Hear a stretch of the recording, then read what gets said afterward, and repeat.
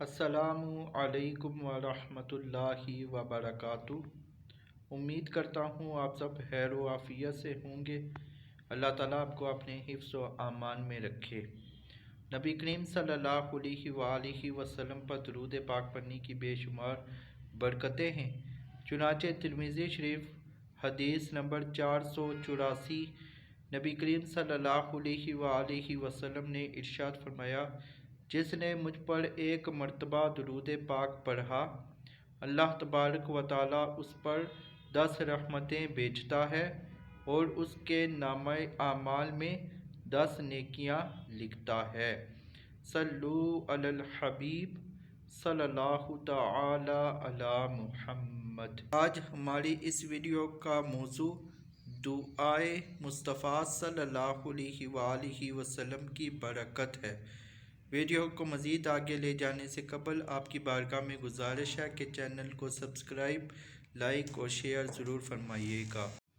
حضرت سلمہ بن اکوع رضی اللہ تعالی عنہ سے مروی ہے کہ ایک آدمی نے اللہ کے محبوب صلی اللہ تعالی علیہ وآلہ وسلم کے سامنے الٹے ہاتھ سے کھانا کھایا تو آپ صلی اللہ علیہ وآلہ وسلم نے فرمایا، سیدھے ہاتھ سے کھاؤ۔ اس نے کہا، میں سیدھے ہاتھ سے نہیں کھا سکتا۔ غیب جاننے والے آقا صلی اللہ تعالی علیہ وآلہ وسلم سمجھ گئے کہ یہ تکبر سے بول رہا ہے۔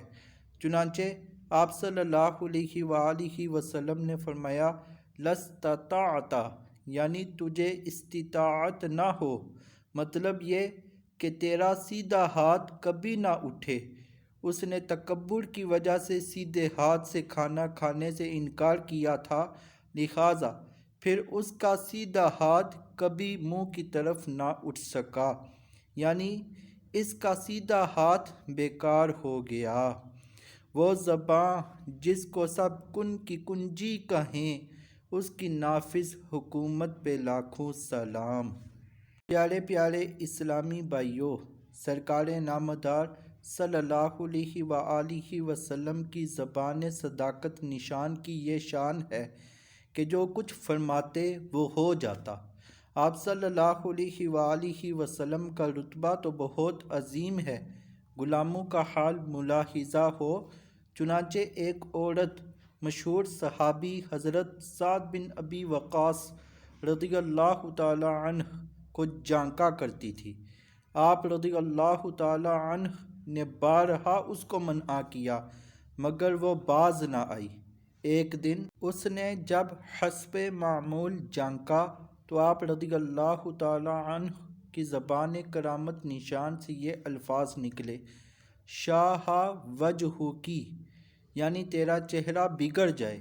پس اسی وقت اس کا چہرہ گدی کی طرف پھر گیا۔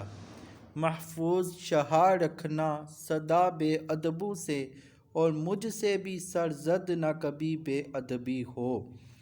حضرت سعد بن ابی وقاص رضی اللہ تعالی عنہ کی زبان قبولیت نشان کی یہ تاثیر دراصل مہر منیر محبوب رب قدیر صلی اللہ علیہ وآلہ وسلم کی دعا کا ثمرہ تھا، جیسا کہ جامع ترمذی وغیرہ میں ہے۔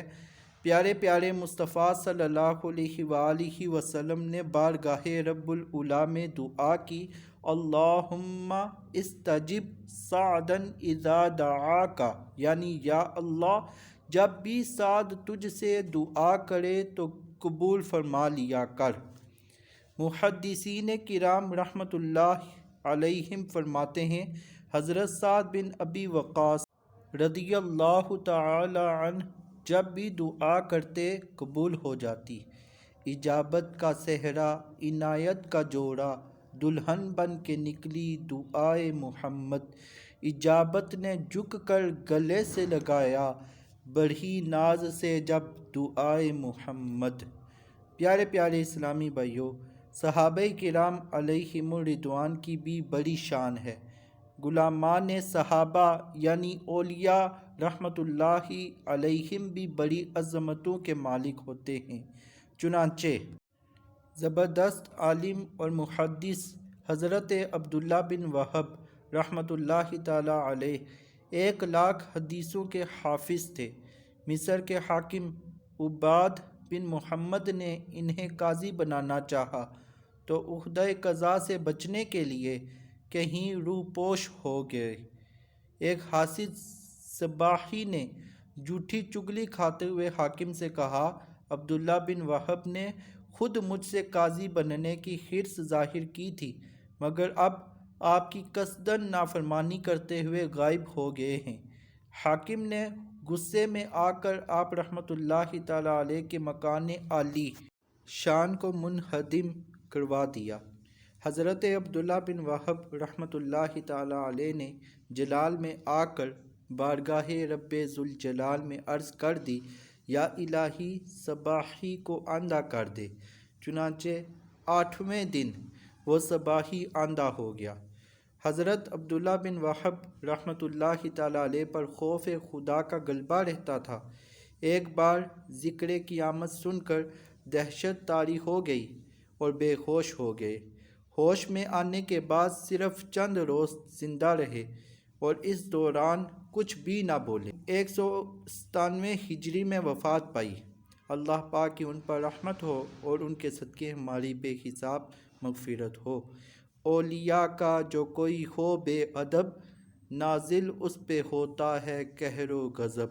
یا رب مصطفیٰ، ہمیں اپنے پیارے حبیب شاخ خیر الانام صلی اللہ تعالی علیہ وآلہ وسلم، صحابہ کرام علیہم الرضوان، اولیاء اعظام رحمۃ اللہ علیہم کا سچا ادب نصیب فرما، ان کی بے ادبی اور ان کے بے ادبوں کے شر سے سدا محفوظ رکھ، اور ہمیں اپنے پیارے حبیب صلی اللہ علیہ وآلہ وسلم کا سچا دیوانہ بنا۔ آمین بجاہ النبی الامین صلی اللہ تعالی علیہ وآلہ وسلم۔